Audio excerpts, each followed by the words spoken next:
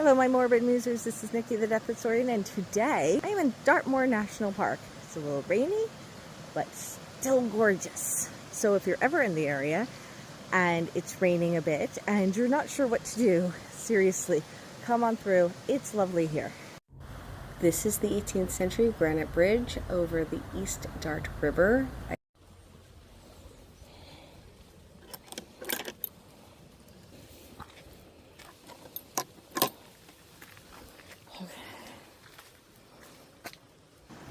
And this is the medieval post bridge. As you can see, it has two central piers, and those large granite slabs were called clappers, which is why this is nicknamed a clapper bridge.